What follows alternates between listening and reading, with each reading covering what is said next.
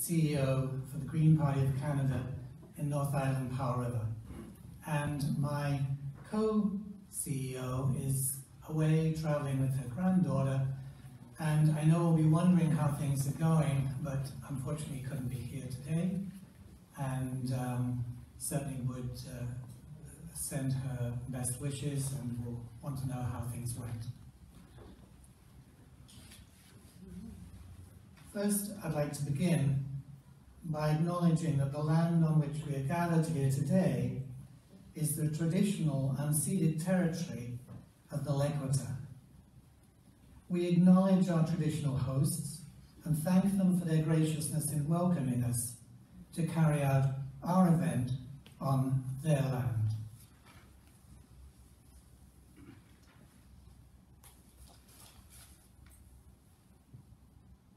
So it's my job, and I don't have a large job this evening, to just describe what you can expect in the next 2 hours. Basically, the program is divided into approximately 4 quarters.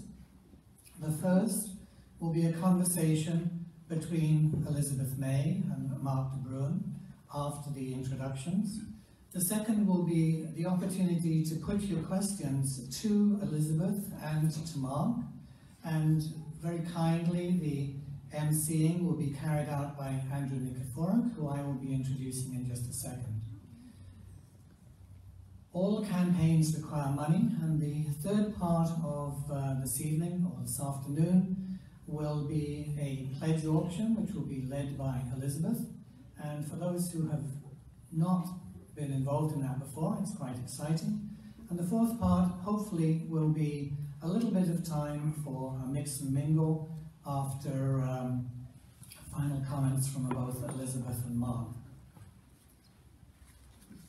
So it's my pleasure to introduce Andrew Nikiforuk, who will be doing the emceeing of the conversation and the questions. For more than 30 years, Andrew has written about energy, economics in the West for a huge variety of Canadian publications. I guess to save time, I'm actually not going to go through the list because it takes a couple of minutes. But I'll tell you, it varies from the Globe and Mail Business Report to Harrow Smith. And where I keep on bumping up against him, or his writing, is, and it's a very friendly bump, is in the Tyee. Andrew's journalism has won 7 national magazine awards since 1989, and top honours for investigative writing from the Association of Canadian Journalists. He's written 8 books, and again, when I wrote this, I was going to go through a little summary of 8 books, but it took much too long, so I'm just going to touch on 2, which I just really have to talk about briefly, very briefly. One's called The Tar Sands, Dirty Oil and the Future of the Continent, which criticised the pace and scale of the world's largest energy project. This was a national bestseller and won the 2009 Rachel Carson Environment Book Award. Actually, I'm going to do 3 books. Another one was Empire of the Beetle, which I think is really important for those of us who live in BC and have lived here for some time. And there's an account of how one tiny beetle reshaped the geography of the West, and this was a Governor General's nominee for the non-fiction in 2011. Finally, his most recent book is Slick Water, and this examines the moral and legal implications of, I guess its proper name is hydraulic fracturing, and most of us know it as fracking. Again, its importance to BC residents and residents elsewhere is significant at the current time. We're lucky enough that Andrew and his wife now live in Campbell River. So, Andrew, if you wouldn't mind introducing Elizabeth May, who will then introduce Mark, and we'll go on from there.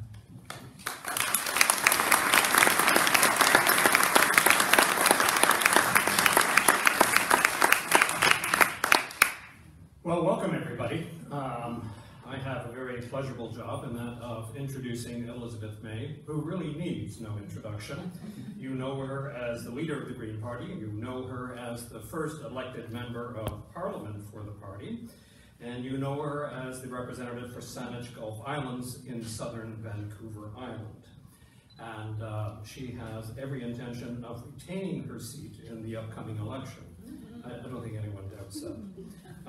What you probably don't know about her is what her colleagues say about her in the House of Commons.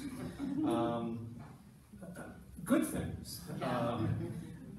She has been voted Parliamentarian of the Year, Hardest Working MP of the Year, and Best Orator, all at different times. And those are real respectful accolades to get from the crowd in Ottawa, which we know is quite a crowd. She's a graduate of Dalhousie Law School. She first practiced law in Ottawa with the Public Interest Advocacy Centre. Prior to becoming the Senior Policy Advisor to the Federal Minister of the Environment between 1986 and 1988, that is Tom McMillan.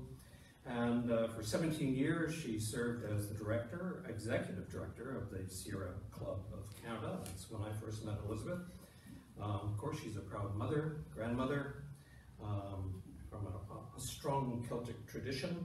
And, you know, if that isn't enough, all that stuff, I mean, she's the author of 8 books. So please welcome Elizabeth.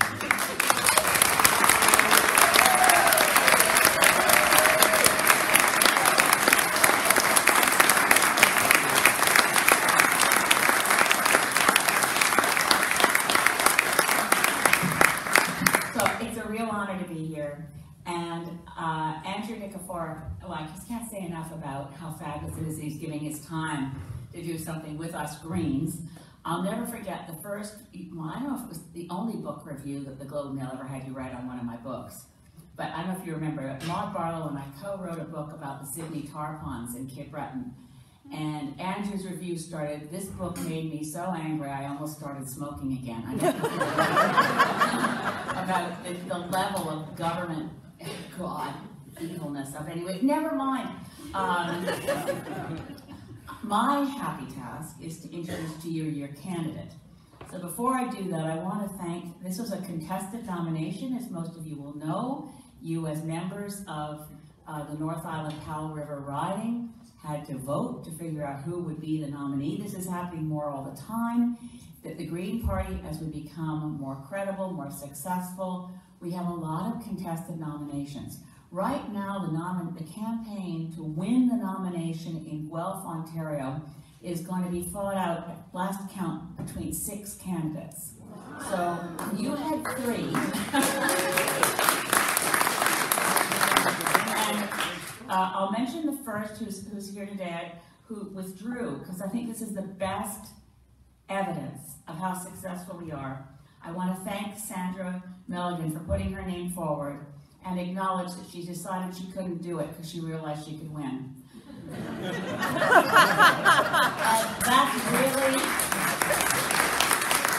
and you know, it's a serious concern, especially for British Columbia MP with the commute and so on. But Mark isn't worried about the commute. I also want to thank Brad Cusack, whose name was who put his name forward. A contested nomination says a lot about where we are as Greens. And the winner of the contested nomination campaign to have the role, the challenge and the fun of being a candidate for the Green Party in North Island Powell River is the person I'm introducing to you, and I think you all know Mark de Bruin. It's terrific to have someone who's been such a dedicated Green, so committed here to building this, what we used to call riding association, but is now an electoral district association. But you may not know a lot about his background. So I'll tell you that he had his first-class honors degree in Bachelor of Science from the University of Calgary. He worked as an educator, a school principal, a high school science teacher, a college lecturer, and he went on to be an Arctic biologist and did environmental assessments.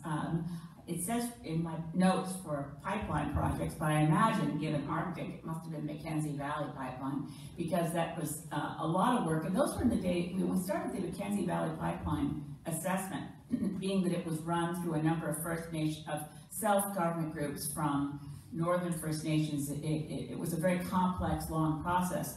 But it actually did something that's no longer done. It looked for evidence and then had a determination by objective people. Oh, for the days. Anyway, back to, for 21 years, Mark worked with an international network of international communities and small businesses and worked on issues of cooperative governance and sustainable development.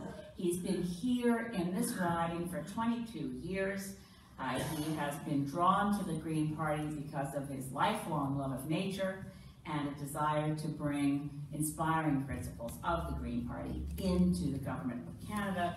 He is a father, a grandfather of twin boys, and lives with his partner, Carol Thatcher, at Bates Beach in the Comox Valley. So I introduce to you our candidate, Mark de Bruin.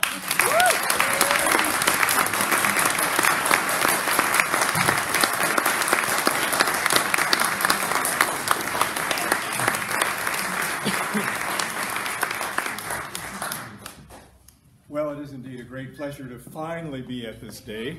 You have to use the Oh my God. Well, bear with me. I have a lot to learn in this new role, and that's one of them is to speak up. Yeah, March 23rd today has been, as I said to Carol this morning, has been pulsing on my calendar for months, and finally it's here. So it is a real pleasure to welcome all of you and to stand before you as your candidate and to know that I am going to be representing your wishes, your goals, your values in Ottawa. That's the goal. That's why I'm here. That's why I've dedicated this stage of my life to this work. And it is a tremendous honor and pleasure for me to do this, standing with such a fabulous party leader, someone I've admired for many years, and now I really get a chance to rub shoulders with and work with together. Yeah. So thank you, Elizabeth. Thank you, everybody.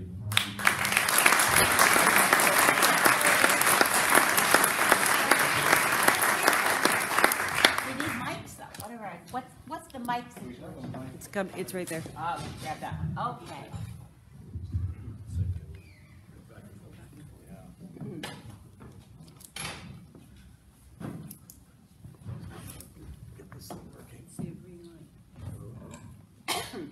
Okay, we're going to start off with 3 questions for these candidates, and then we're going to open it up for questions from the room. Well, probably the first part will take about 15 minutes. It'll be 15 to 20 minutes for you guys to ask your questions.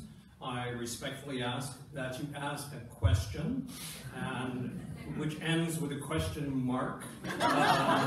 And please. Now, the first question is really about the state of things politically in Canada today.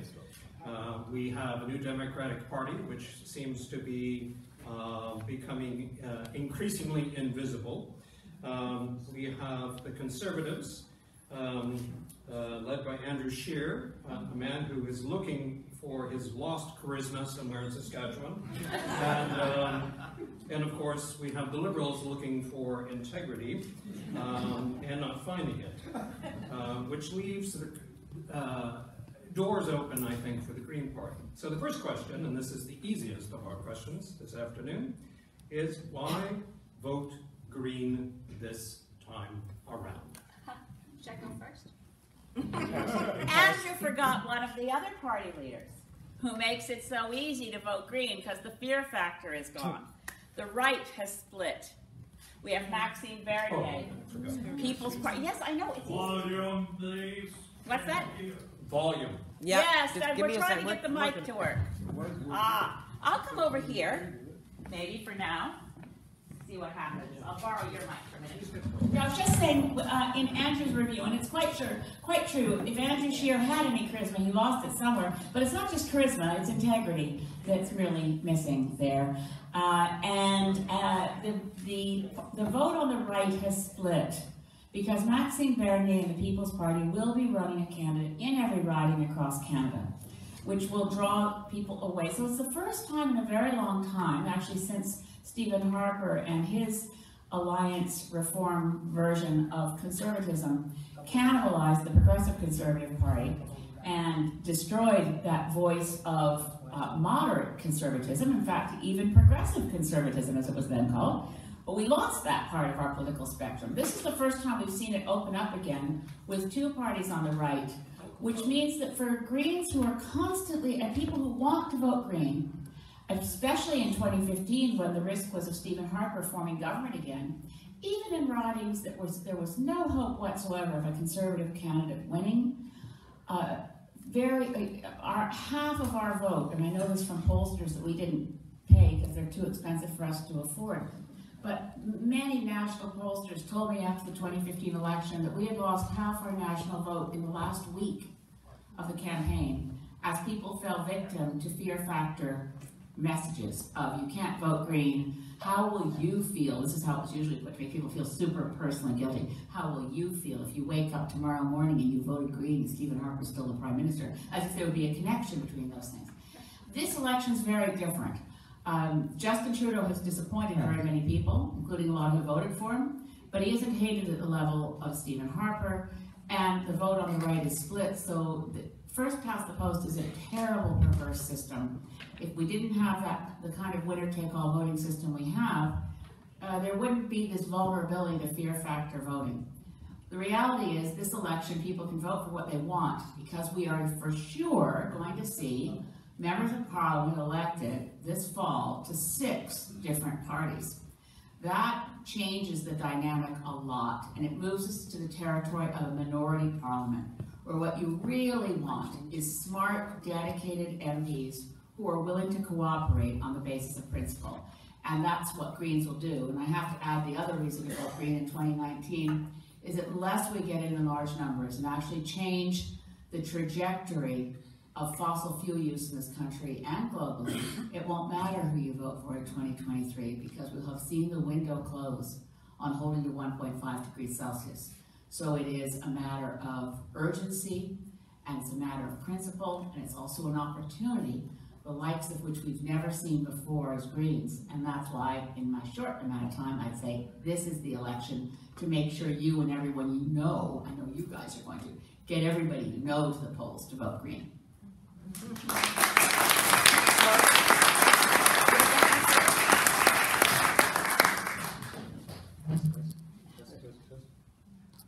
to be working. I think there's more volume on this one. Come up here, Mark. Okay. Yeah.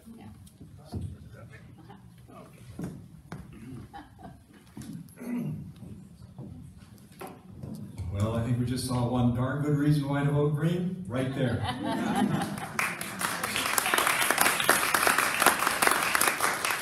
So I just have a few brief comments to address the same question.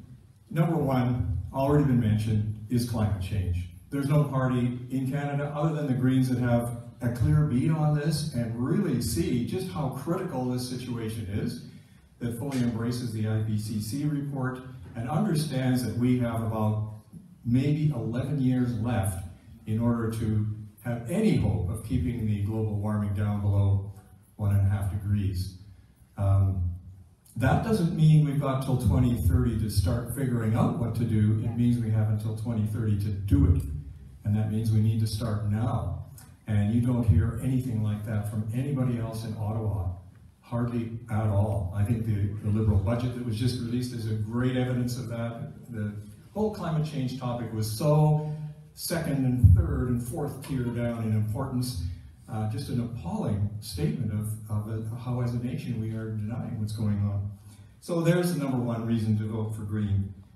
The other reason is this is a party that's based on collaboration and teamwork and respect and working with anybody who wants to seriously work together to address the issues before us. It doesn't have anything to do with partisanship or whose party you belong to. Ultimately, it's if you've got good ideas and you want to work together, we're in. And no other parties like that. It's all about partisanship and grabbing power.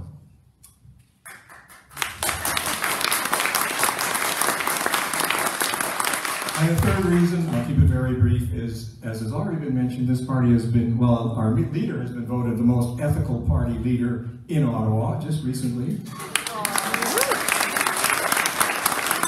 And so has the Green Party been voted as the most ethical Green Party. So if ethics matter to you, and they do to me, there's really no option left. So last election, we all heard a ton about voting strategically. Well, we're voting strategically this time around. Only the strategy is to vote green. The strategy is to vote with your heart for what you want. And the strategy is to vote for integrity. That's a strategy that's going to get us what we really need at the governance level of this country.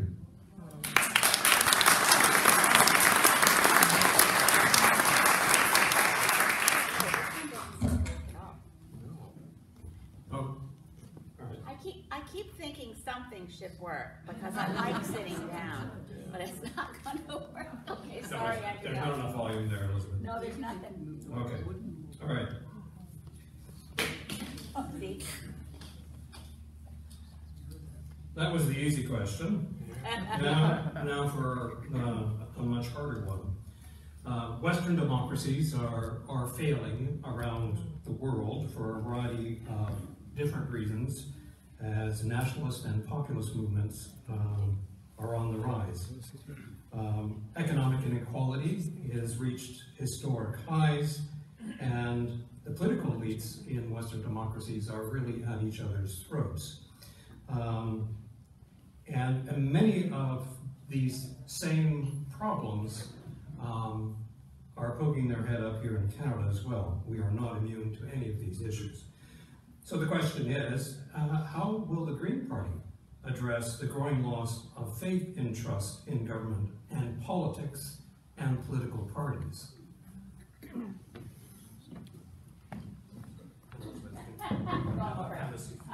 Sorry. As you said, Andrew, there's an easy one. And the answers are supposed to be short. So let me see, the first thing I think that the Greens do to address the loss of faith in basically, let's say, in our democratic institutions, is we want to restore the essential bond between a member of parliament and the constituency they represent in Ottawa. We don't approve of or allow with votes. We don't say that you have to check your brain at the door once you become an elected member of parliament. I did have a colleague who was a member of parliament serving with me, Bruce Heyer from Thunder Bay Superior North. Bruce quite often did not vote the way I voted, and it was very funny because the Conservatives across the way from us, then being in government, would look over us and say, "Elizabeth, can't you control your caucus?" They loved it, you know, and I said, yeah. So Bruce and I, as the voters of Thunder Bay Superior North and the voters of Sandwich Gulf Islands, didn't always want the same thing from their member of parliament. There are regional differences. We listened to our voters and voted the way we believed our constituency, and of course our sense of national purpose and planetary obligations, we voted that way. The other thing we have, so that restores I think for a lot of Canadians, the sense that there's integrity and a commitment to democracy, that you're not controlled by a party whip. I think it's the extent to which I think democracy is in disrepute has to do with the increased control over individual MPs by the backroom people in their political party, and it's gotten worse and worse. I mean, when Andrew mentioned I worked in the Office of the Minister of Environment in the 80s, it wasn't that bad then.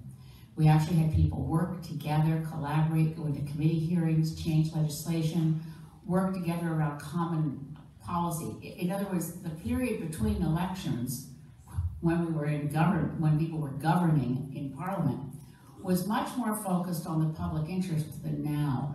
Now, between elections, it's backroom spin doctors manipulating a parliamentary agenda in order to advance points for themselves for later, which is why we had such an atrocity, for instance, in Stephen Harper's Parliament, where there were many things brought forward that were really bumper stickers in search of an issue. But it was a manipulation of Parliament to create famous wedge issues, my favorite of which was the Zero Tolerance for Barbaric Cultural Practices Act. And I would say across the aisle to the minister who brought this in, Chris Alexander, and he would say, the member for Sandwich Gulf Islands doesn't care about honor killings. How could a woman not care about honor killings? Can we not bring in this bill, Zero Tolerance for Barbaric Cultural Practices? Wow, let down the side, I'm willing to let women be stoned in the village square. I said, you know, Mr. Minister, last time I looked, murder is against the law, right? Murder is against the law, forced marriages are against the law. Everything in the Zero Tolerance for Barbaric Cultural Practices Act is already illegal. This is just an attempt, this is a dog whistle attempt to stoke a base, to say there's a whole bunch of people who don't care about these things. If we're going to restore faith in government, we have to stop having political parties control an agenda in Parliament. And lastly, we have to get rid of corporate influence over government. This is one of the harder things to do.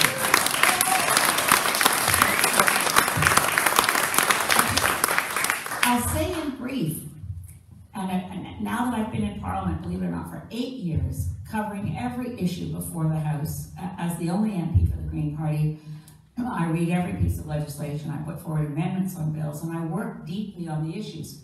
And I've now come to the conclusion that there isn't a single regulator in the Government of Canada that isn't more interested in promoting the industry they regulate than protecting the public interest, not one.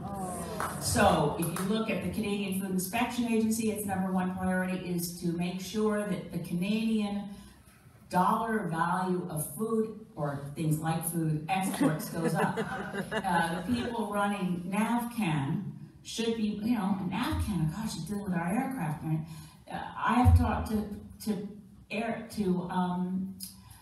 the tower flight control people who are on stress leave, who've come in to see me and say when they go to talk to their bosses within NAVCAN, aircraft control tower trained aircraft controllers who come to me and said, yeah, when we go to complain, NAVCAN says, but the airlines are our client. When you look at, I don't need to tell you about the National Energy Board. The National Energy Board is entirely committed to approving pipelines anywhere and everywhere containing anything. But it's right through, it's right through the government. I mean, Health Canada, I shouldn't go on too long, but I just want to tell you an anecdote of this. In the Harper era, we actually passed a good piece of legislation that came forth from a conservative MP named Terrence Young, who persuaded Ronna Ambrose, and I have a lot of time for Ronna. When she was Minister of Health, she also supported my bill on Lyme disease. This was called Vanessa's Law, named after Terrence Young's daughter Vanessa, who died at age 13 at his feet, having been given Propulsit by the family doctor to deal with indigestion, which she hardly needed to take, a drug with known side effects of death for indigestion when she was 13 years old. Terrence and his wife knew nothing about side effects for Propulsit because the pharmaceutical industry isn't obliged to tell us. So Vanessa's Law got passed and it said, negative drug trials. Drug trial results shall be made public. We'll have access to negative drug trials. There are other aspects of it. It's been 5 years, and only recently came to notice Health Canada has not brought forward a single regulation or changed any practice relating to Big Pharma. So deep in the bowels, Health Canada are people who are civil servants who are obviously talking to Bayer and Pfizer and Eli Lilly and saying, don't worry, we got your back. Because they're promoting regulations that in draft form say, yes, you can get hold of this drug data result if you're a researcher, but you have to sign a confidentiality agreement, which defies the purpose of the act we passed. So to get rid of the captive regulator problem, we really have to have a wholesale review of and this is going to be tough, because the civil service is full of really good people who are dedicated to their job. But it doesn't take very many people in the regulators to end up having a system where the industry that's being regulated is calling the shots. And obviously the SNC-Lavalin affair has cast a light on how much influence a large corporation can have over government policy. But it's a larger conversation. I'll close it there to say if we're going to restore faith in government, we have to ensure that the #1 job of civil servants and elected people is serving the public interest. And if corporations are having a hard time, well, that's their problem. But our job as public servants is to serve the public interest.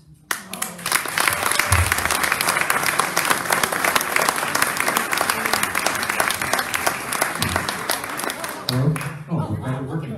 Great. Whoa. Enjoy yourself.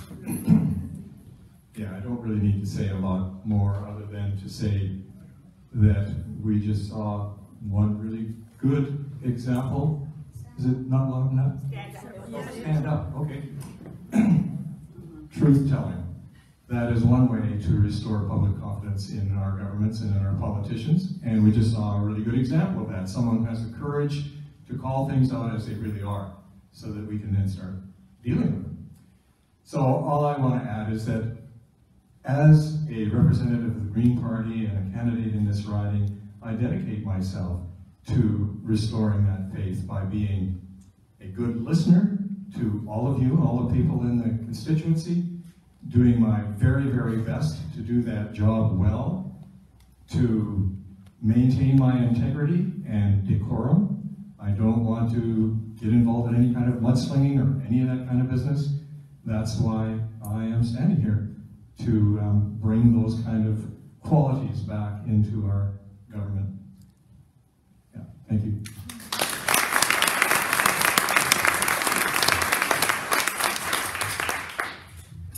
Last question, and then we go to the audience. This, of course, is the easiest question of all. It has to do with climate change and the fact that virtually no government has really tackled this issue with the kind of due diligence it requires, as well as the focus and determination and political will, largely because it means slowing down the economy. The economy runs on the consumption and burning of fossil fuels, and if we begin to reduce our level of fossil fuel consumption, it will have an effect on the economy for sure. As a journalist, my observation is that this is one of the huge obstacles, political obstacles, that explains the complete inertia in the system at this point in time. So, how do you propose to address this issue? It's kind of the elephant in the room that no one wants to talk about. Not to contradict you, Andrew, but I think, number one, I think it's not based on an empirical study of costs and benefits, and this is what the economy will really experience in going off of fossil fuels. It's the concentrated power of the lobby. It's the largest multinational corporations in the world that decided right after the Rio Earth Summit in 1992 that the way to protect their profit margin for as long as possible, and I say the Rio Earth Summit 92 because that was the year, that was the conference where every government on Earth accepted that burning fossil fuels was dangerous, that burning fossil fuels was causing climate change in 1992. Everyone from George Bush to Fidel Castro gathered in Rio and signed a commitment to bring down our use of fossil fuels and increase adaptation strategies so we could be prepared. And that was when the, as my friend Jim McNeil, the late Jim McNeil, who wrote Our Common Future, the Brundtland Commission report, said, that's when the Carbon Club was formed. They saw a threat to their profits. They went out and sought public relations expertise, not just of people quite similar to, but the same people who advised cigarette companies for how to deal with the fact that the Surgeon General in the US had said that smoking cigarettes could cause more lung cancer, or cause lung cancer. So we have that. We can't discount the impact of deliberate campaigns of lies and distortion. There will definitely be economic dislocation. In the same way that when whale oil was replaced with kerosene, there are disruptive technologies that come along, or when horse and buggy was replaced with the Model T Ford.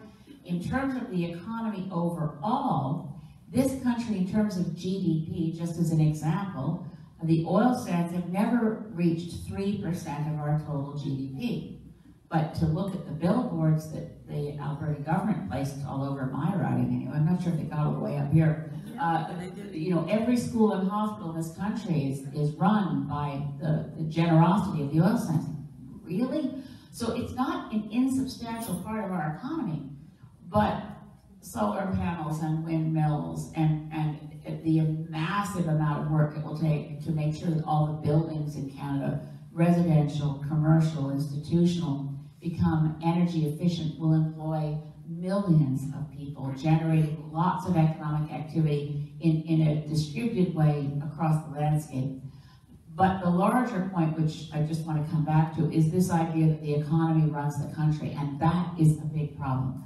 I would actually go so far as to say that we worship the economy. No politician wants to step outside of the idea that there could be anything more important than the economy. We have to remember, getting rid of slavery in the 19th century, slavery was the energy system that they were dealing with, right? That was the energy. Now it's fossil fuels. In the 1800s, they were able, well, first Lord Wilberforce in the UK Parliament, and then eventually the United States, abolishing slavery was a decision that put morality ahead of the economy. Could we do that now? Canada's first industry to close down, and I think it's an important precedent to remember, was asbestos. But for decades, I was fighting the Canadian government to try to get asbestos, not just illegal in Canada, but to stop the Canadian export of asbestos. We'd made a decision that asbestos was too dangerous to be used in Canada safely, but it could be used safely in India. Really? It was the #1 occupational killer globally. It killed 100,000 people a year. And yet, successive governments that I was fighting, whether it was Jean Chrétien, Paul Martin, or Stephen Harper, were all saying asbestos is safe because we have this new crystalline form, and it's only chrysotol asbestos. It's okay, it's safe. The last vote in Parliament, speaking of whipped votes, in 2012, there was a motion before Parliament, and it was a whipped vote. Mark Strahl, whose father, Chuck Strahl, had already been diagnosed with terminal mesothelioma. Mark was allowed not to show up for that vote. But it was a whipped vote, and every Conservative had to vote that asbestos was safe. It took Pauline Marois, I'll go through all the details, as the first Premier in Quebec willing to say we're not going to do this anymore, to say we're going to provide money to each individual worker, we're going to stop mining this stuff, it's too dangerous. It's a tough call to decide we're going to have to pay each worker, make sure they have a transition to a new economy, but we're not going to do this anymore because it's too dangerous. The argument, as long as anyone can make an argument, as they just are making over the NEB advice on the Kinder Morgan pipeline, is essentially, yes, we could be putting the southern resident killer whale over the edge to extinction, but jobs are so important. With no empirical analysis of how many jobs might be created, and no actual argument that, because the unions involved in that hearing actually argued that building the Kinder Morgan pipeline would cost Canadian jobs, that it was a threat to jobs to expand it. So we operate in a kind of a very strange world where if you throw out the notion of jobs and economic growth, you can shut down any sensible discussion of whether that's true or not. And I firmly believe that our economy, not that I worship the economy, but the economy being healthy can take place, by the way, in a no-growth scenario. We can have a steady state economy where we actually have more employment than in the cycles of a boom and bust economy. And so I've gone on too long for this question, but it's a tough one.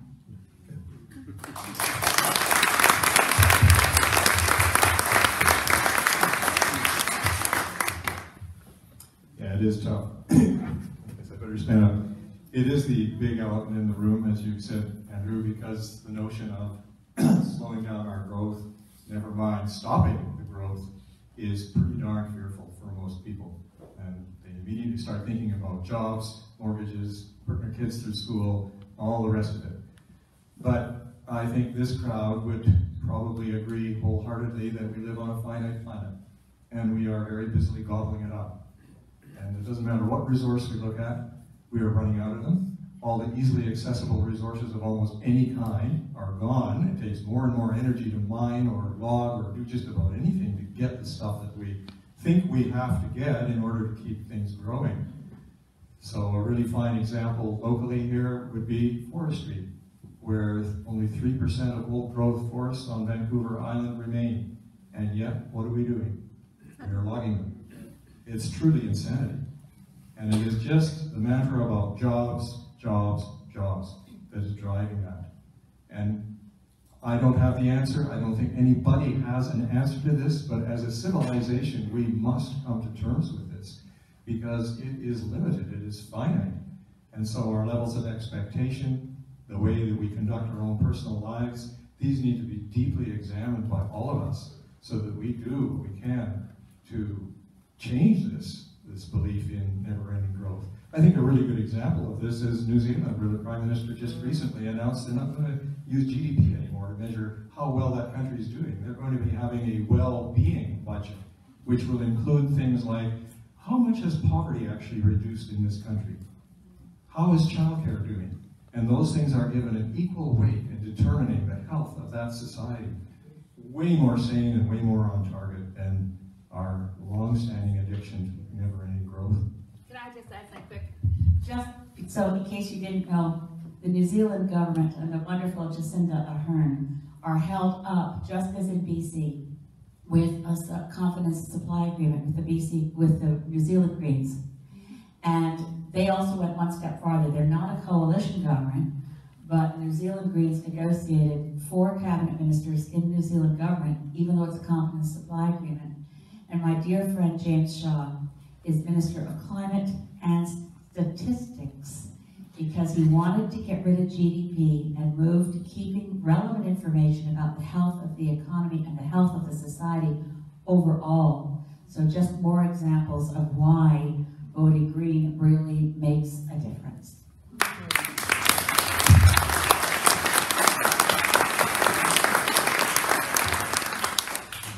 Okay, time for your questions. Yes? I'm with Climate Action Call River, and my legacy as a citizen is great ecological footprint. But also, my biggest fear for the Green Party is courage that it's going to take to stop the transfer payments to the oil and gas sectors. And after reading Taft, he talks about the lobby, how strong it is. It makes me nervous for people such as yourself. Could you repeat the question, please? I'll repeat. Yeah, the question was, but from Climate Action Powell River, Cynthia, right? So it would help me, by the way, if you say your name when you ask the question. But it is, the question was, when you look at the power of the fossil fuel lobby, and how do we cancel the government money that transfers to fossil fuels? Now, of course, this should be easy because in 2009, believe it or not, at the G20 summit, even Stephen Harper committed that Canada would end our fossil fuel subsidies. And then in 2015, it was one of the few concrete commitments in the Liberal platform for what they would do if they formed government, end fossil fuel subsidies. Well, Stephen Harper created new ones after he pledged to end them by creating new subsidies to liquefied natural gas coming from fracking, which is a major contributor to global warming because the fracking process releases so much fugitive methane that on the life cycle analysis of comparing burning coal to burning LNG for fracked sources, it's the same. There's no saving in terms of reducing the footprint, the carbon footprint of that. And we also create, of course, it doesn't count as a subsidy to fossil fuels, believe it or not, because it's a non-budgetary transaction, if you want to know how you do that. The magic money that Bill Morneau used to spend $4.5 billion to buy a 65-year-old leaky pipeline came from a non-budgetary transaction, so under the way they calculate subsidies, that one doesn't count. Neither will the 10 to 13 billion they're prepared to spend on building the Kinder Morgan expansion, which is of course a project that we now all own because we own the 65-year-old leaky pipeline. It actually doesn't take any courage to shut down subsidies to the fossil fuel industry. They're a wealthy sector globally. What's happening, which is very cool, is the number of fossil fuel companies that are realizing themselves that they don't want stranded assets. They don't want to be stuck with a lot of unburnable carbon. They want to get out of the dirtiest of the fossil fuels early, which is why Royal Dutch Shell, Statoil from Norway, Total SA from France, and ConocoPhillips have all left northern Alberta because they don't want stranded assets. They don't want to find that the value of their enterprise as valued by stock markets will be substantially reduced if, when we stop burning fossil fuels, they're left with a lot of this. So it's more complex than just thinking, well, why do we subsidize fossil fuels at all? And one of the best lines about this was from a U.S. congressman who said, you don't subsidize a fish to swim. Why do we subsidize fossil fuel companies to find fossil fuels? What is this about?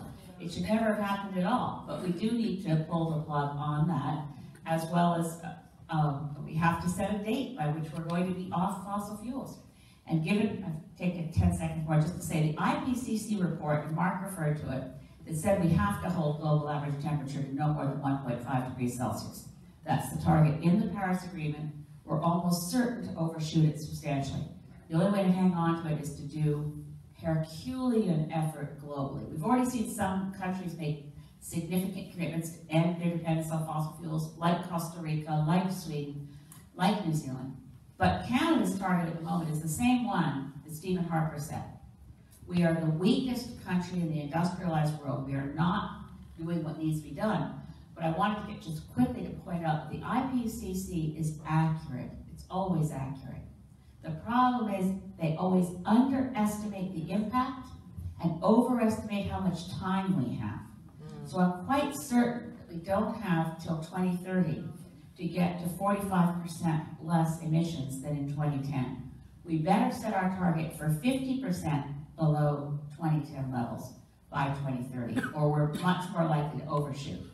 So that's going to take a substantial effort, but the good news about it is it can engage everybody, be good across Canada's economy, and it can also result in the democratization of energy, so we stop having big mega projects and start actually having solar panels on our roofs, local wind power. We can do much, much more with locally sourced renewable energy than being dependent on massive mega projects that run long transmission lines. We have to reimagine what this economy is going to look like in the future, including that we're going to plug our car into our house. I don't know how many are going to, if we're going to be nostalgic 20 years from now about the moments we used to spend in gas stations. We're not going to be spending them in gas stations anymore.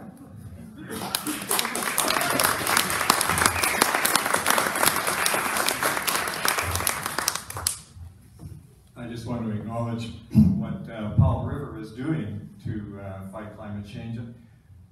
It's a real leadership community in our riding. They are one of the, I think the last time I heard, 17 communities in BC that wrote climate accountability letters to the 20 biggest fossil fuel companies, inviting them to consider their responsibility in causing global warming.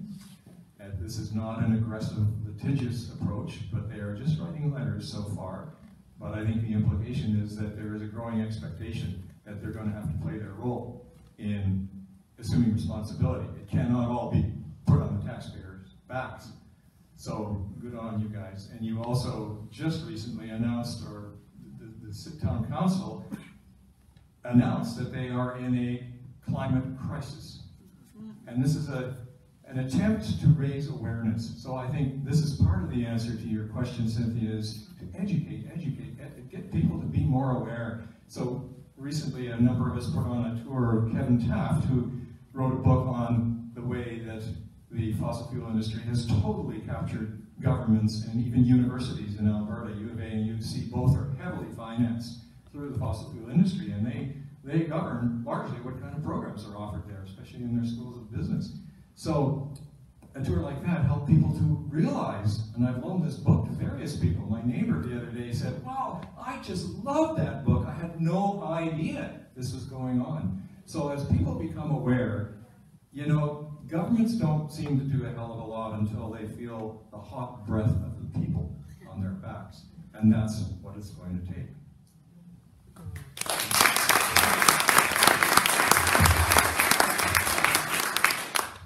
Keith Wallace from Comox. I'd like to ask you both, how likely do you think it is that the world will be able to reverse climate change? And what are the 2 or 3 main things we should be doing in Canada to achieve that reversal? Okay, the concept of reversal is out of reach. We've passed that point. What we have to do is ensure we don't pass the point of no return where we unleash unstoppable, irreversible, self-accelerating warming. So we are now, the last reading I saw was 414 parts per million carbon in our atmosphere. Now that's a peak. It may not stabilize at that. Let's hope it goes back down a little bit lower. But for the last million years, which includes the entire period within which humanity established itself as, first of all, a species, Homo sapiens, got up and walked on two legs, left the savannah, and in a fairly short period of time, in cosmological terms, became the dominant force on the planet. In that period of time, we've had a hospitable climate, a biosphere that sustained us, supported us. In that entire period of time, carbon dioxide in the atmosphere never exceeded 280 parts per million. Now over 400 parts per million. Unlike emission rates, which can go up and down, global average temperatures represent what becomes a kind of new normal, and that you can't reverse easily the concentration of CO2 in the atmosphere. So at 400 parts per million, or 412 parts per million, or 414 parts per million, we are going to be in, even if we locked it down, went cold turkey right now, and we woke up tomorrow morning and not a single human being on this planet was burning fossil fuels, and everyone was planting trees. If that was the scenario, we would still experience sea level rise for hundreds more years. Because we put it in motion, we can't. We would still experience a loss of glaciers. We would still experience more loss of ice in the Arctic. We would still experience extreme weather events. So it can't be reversed. What it can be is arrested before it becomes so dangerous that we're actually imperiling our own existence. So we need to actually, and this is what's astonishing to me, is that when the IPCC report came out, there were a number of efforts in the media to say, well, this is quite alarming information. We're at risk of actually destroying our civilization. The IPCC is saying we have to do with these things because, well, actually, it's interesting about the IPCC. I don't know how many of you know that it's actually intergovernmental panel on climate change. So they're all senior scientists appointed by governments. And what they do is they don't do the original research. It's the most massive peer review project in the history of science. They review thousands and thousands of papers published by other scientists around the world in many different languages on many different features of the threat. But then the text is negotiated through governments. So the Saudis and the US government, which still sit on both of these panels, made sure the text toned down what happens if we miss 1.5 and hit 2. The text toned it down, but the graphs still show it. The tipping point, or point of no return, is before 2 degrees. To unstoppable, self-accelerating warming. And I don't know how many of you are familiar with these concepts of positive feedback loops, but that's why it becomes unstoppable, is if we keep emitting fossil fuels such that global average temperature goes above 1.5 degrees towards 2, that speeds up things that we can no longer stop, like warmer water hitting the poles, mostly coming up from the western coast and reaching the Arctic, melts the sea ice faster. And as the sea ice melts, we lose the albedo effect of the white of the Arctic ice bouncing the sun's radiated heat back out to space. That's what has been keeping, this is a huge regulator for global climate, is the ice in the Arctic. So as the ice began to shrink from warmer water, as the ice shrank, then there's more dark ocean water to absorb more heat from the sun to speed up the melting of the ice. And again, positive feedback loop, less ice, more warming. Same thing if we lose our permafrost. The more the permafrost melts, the more it releases methane. There'll be a point at which we can't stop it anymore. Nothing we do in our use of fossil fuels will make a difference if we've unleashed too much of the methane from melting permafrost, the carbon from our burning forests, the loss of albedo effect, and so on. So the goal here, which is essential, and I'm actually quite hopeful that we can do this. Obviously, I wouldn't keep working on this if I didn't think that we could, in our generation, us right now over the next few years, actually stop burning fossil fuels, plant a lot of trees, engage a lot of people in putting solar panels on roofs. Basically the equivalent of a kind of wartime effort of we're all in this together. We're going to do this. We're going to plant our gardens. We're going to put our solar panels on our roofs. We're going to go out there and make sure every building is properly insulated. And not only that, Canada has to show up in the world as the country that's been a laggard for so long, we still, and I find it extraordinary, we still are respected when we show leadership. We could rally other countries. We need a voice globally. And it used to be Angela Merkel in negotiations, but she has already signaled she's retiring. We don't have Angela Merkel. We don't have any solid force for action from any government on earth. The voice for climate leadership is now from a 16-year-old schoolgirl who's got autism spectrum disorder, who's brave enough to tell everybody the truth. Nobody wants to hear the truth. It's very hard in politics to tell the truth. But if you are sitting with your doctor and you get a diagnosis, we found this lump and it's not benign and this is the course of action, that's a hard truth to hear. But sometimes then the doctor says, and the course of action is good and your chances of survival are quite good, but you have to do the following things. That's humanity right now. We have to do the things that are required of us. There's really no choice. But we've got a whole lot of people in politics who are waiting for someone else to say, don't worry, it's just the flu. You're fine. I don't want to be lied to. And most people, I believe that citizens of countries around the world like being lied to. I think people know this is wrong. People aren't, everywhere around the world, people are noticing. For one thing, the floods are worse. The typhoons are worse. You see that typhoon that just hit Mozambique, yeah, and Mali. And at the same time, we're seeing extreme droughts in other places, fires around the world. It doesn't take listening to the Intergovernmental Panel on Climate Change to know that something's very, very wrong. But too many governments want to distract us with other things, so we won't hear the truth. The truth is actually a good thing to know. Honesty is important because that's what propels us to actually do the things that are required to save ourselves. And it's not too late to save ourselves. And we are the right people to do the saving. Okay, we can rescue Canada and rescue the rest of the world, and we have to do it fast. But you're all here today on a beautiful day, which means we are committed to making sure we do this.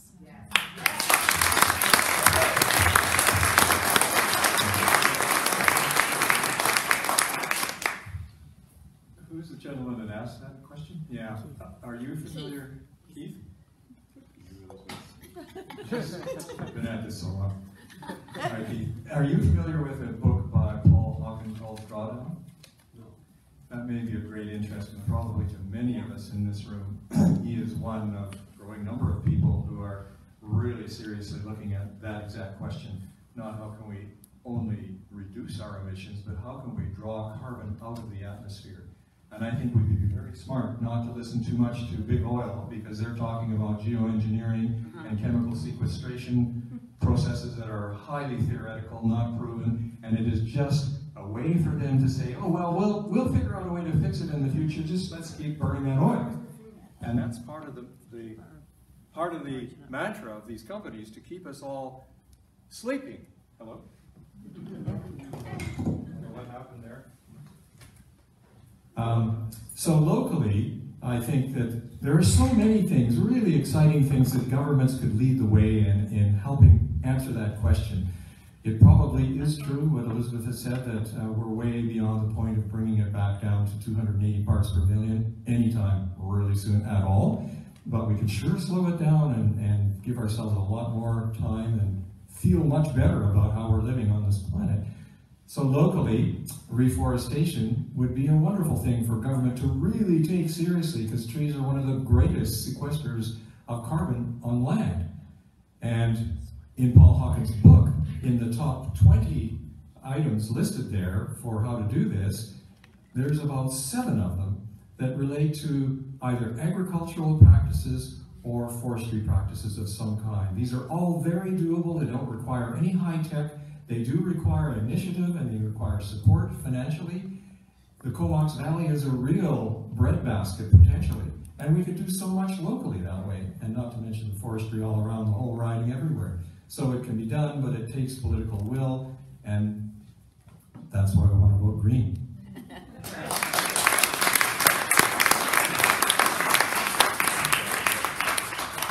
Yes.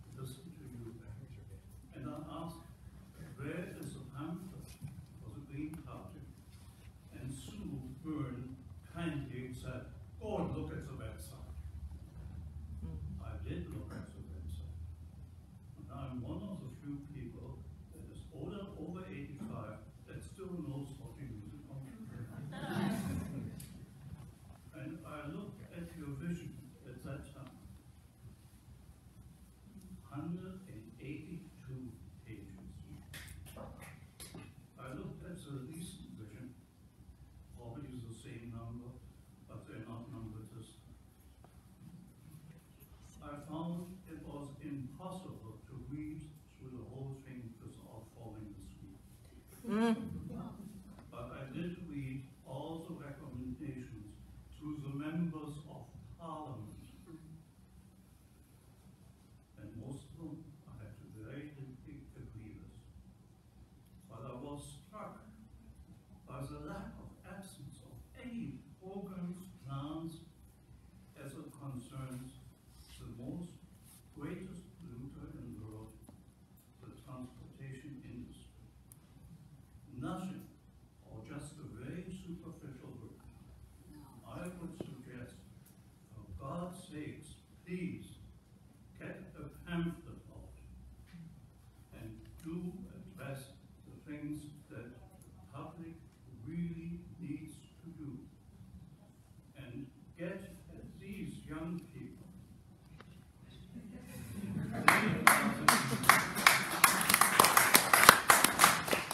Right now, you are not even on the screen, not even the television screen. When do I see Elizabeth May on national news? Sometimes sitting there way up in the balloons in the parliament. Finally, we get Jagmeet Singh to say something. And incidentally on that, I'd like to thank you for not running a candidate in Burnaby, so that we too have an NDP. Unlike in this riding, where always you run an green and twice, we had to suffer through the Duncan episode of the concern. You got a question?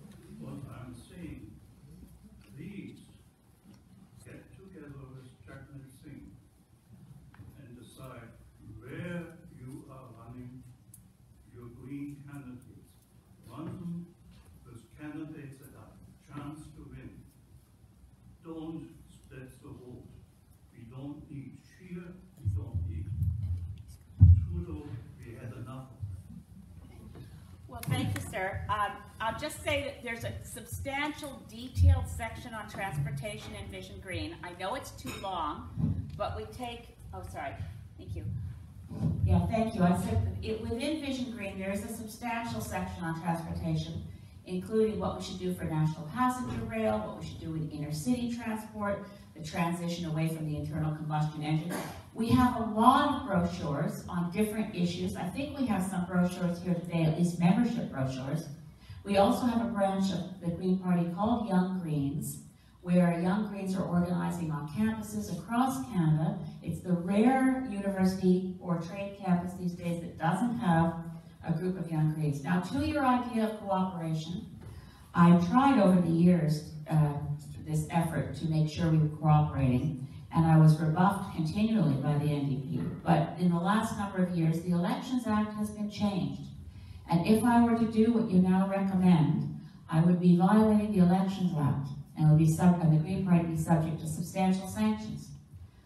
In other words, cooperation between political parties in Canada is not allowed before an election. But we can cooperate after an election in Parliament. And as to we're not wanting Andrew Scheer, I agree. He's unfit for office because he does not understand climate science, because he is determined to maintain his own ignorance by not having a science briefing. But he is matched in that by Maxime Bernier, who will split the Conservative vote with a candidate in every riding for the People's Party. And as Max says to me, because he's now my benchmate in Parliament, can you believe it? Oh. Max sits there and says, Elizabeth, please tell everyone I am better than Andrew Scheer, because I say I will do nothing on climate. He also will do nothing on climate, but he won't say it. But I am honest, so give me points for honesty. So I'll give Maxime Bernier points for honesty. I also, the one thing that Max Bernier and I agree on, and there is only one thing, is that he will split the Conservative vote, and Scheer will not have a chance to form government.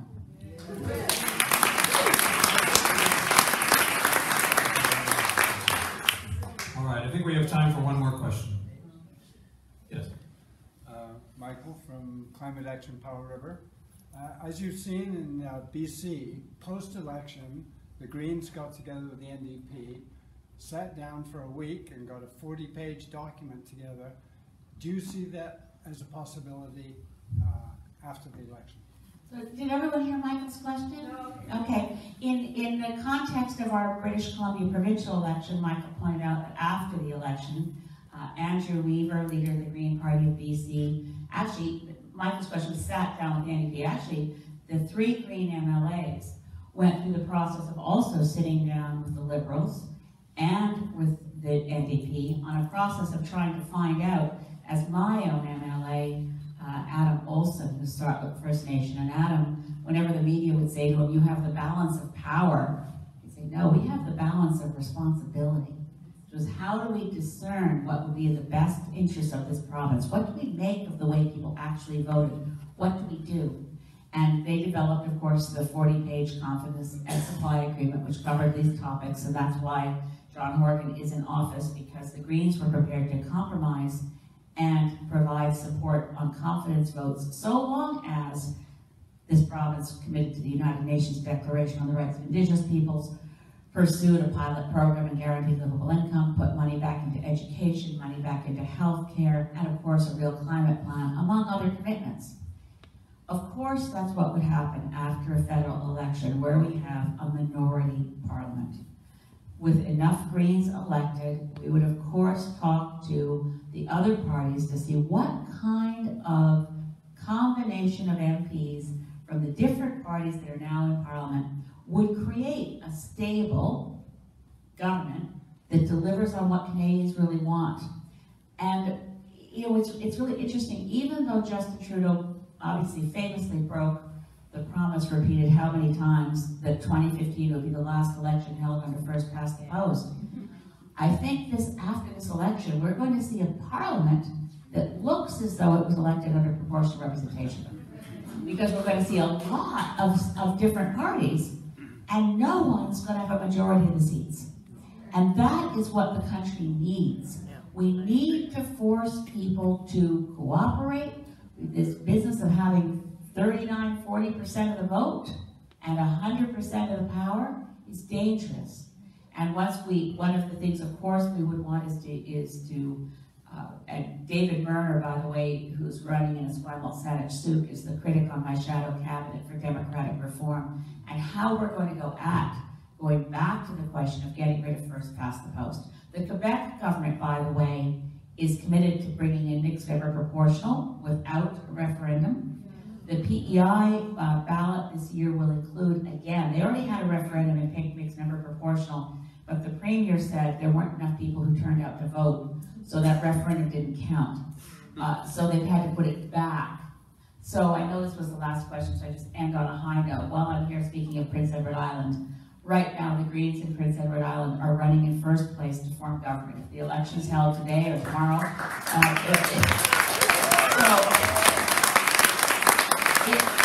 it can happen. But I just, as my last thoughts, and I apologize for being a little less coherent than most days. I feel that I've been a bit rattling on, but I'm a little sleep deprived. I just wanted to say, as leader of the Green Party of Canada, when I say vote Green, it's not because I want the Green Party to be powerful. I'm not in it to grow a political party. I'm in it because nobody else sticks to the commitment and the principles that we do not in our generation have the right to destroy the chances for our own children, not future generations in the abstract, our own children, our own grandchildren. There is no other path I see to planetary survival, or at least the survival of human civilization, than countries around the world with people like us who are bound and determined to ensure that we don't go above 1.5 degrees Celsius global average temperature increase. And may I go a little bit more, just to get more? I'm supposed to do this pledge auction thing. I just want to say, sometimes I look at this issue and I think, where can we draw any hope? Because the facts as presented to us are overwhelmingly negative. Right? And I've become very absorbed with what happened in London in May 1940. I I think it's fascinating to imagine the set of facts that Winston Churchill was being told. You know, I've always heard about Dunkirk, and my dad was British, and he grew up in the Blitz, and the whole thing of Mrs. Miniver and rescuing the men from Dunkirk. I didn't know until fairly recently, in adulthood, that the British soldiers stranded on that beach were the entire British Army. So the 200,000 plus men on that beach, that was it for British defenses against a fascist invasion. They had done, under Neville Chamberlain, they'd done nothing for coastal defenses. They had no defenses against invasion. The entire British Army stranded on Dunkirk. When reaching out to the United States for help, FDR said, can't help you. And the nations of Europe were falling one after the other, and then France fell and said, no, we're not going to continue to fight Hitler. We're surrendering. And the overwhelming advice to Churchill and his war cabinet was, well, see if we can get an emissary to Mussolini, see if Mussolini will be an emissary for us to Hitler, so we can surrender on good terms, so we can have, what, a fake government, feel like we... And something, that's about as dire as it gets. There was no actual opportunity to imagine standing up and fighting Hitler. But something made Churchill wonder, how many civilian boats are there in Dover? His military didn't think of it. They couldn't, by the way, get the British Navy to the shore to rescue the men because the coastline was too shallow. Civilian boats, 861 civilian boats in Dover. So we're going to get amateurs, not military people, people who are fishermen, people who run pleasure crafts, people who run ferries. We're going to get them under the shadow of the Luftwaffe to rescue 220,000 men? Are you kidding? Picture that, 861 civilian boats. Do the math. It isn't even, I mean, standing here today, I only know it is possible because it actually happened. They rescued over 220,000 people. They lost, I think, 120 boats that were sunk. 1,000 people died in the rescue, but they rescued over 220,000 men. And then they had an army, and then they said to Hitler, we will never surrender. Now, we cannot, in our generation, have any less courage than our parents and grandparents had in 1940.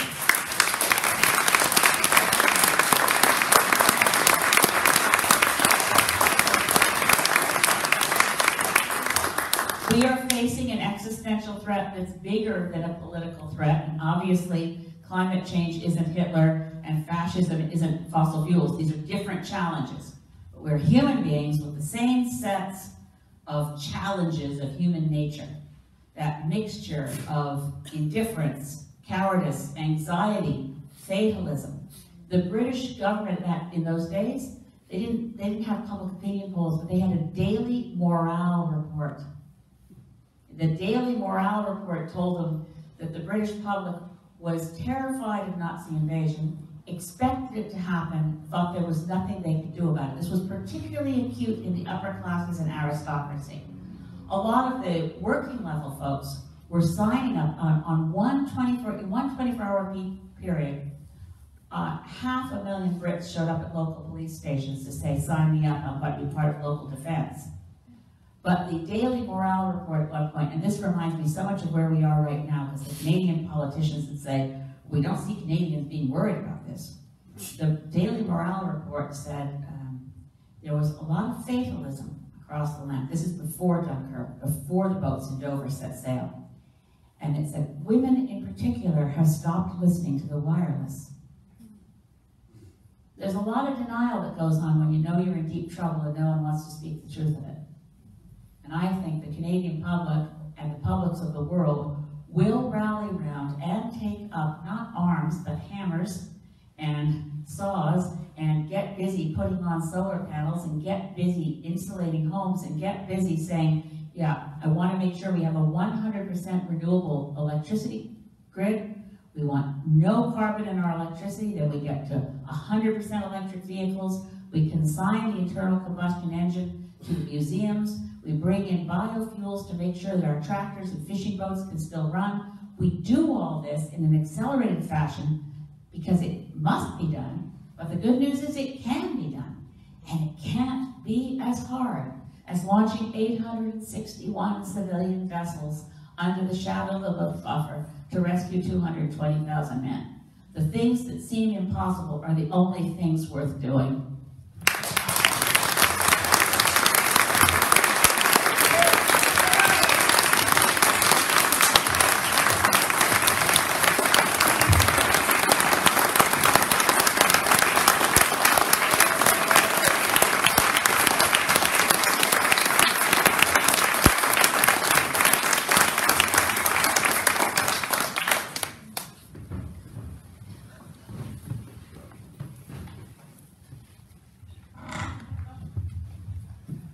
Thank you, Ms.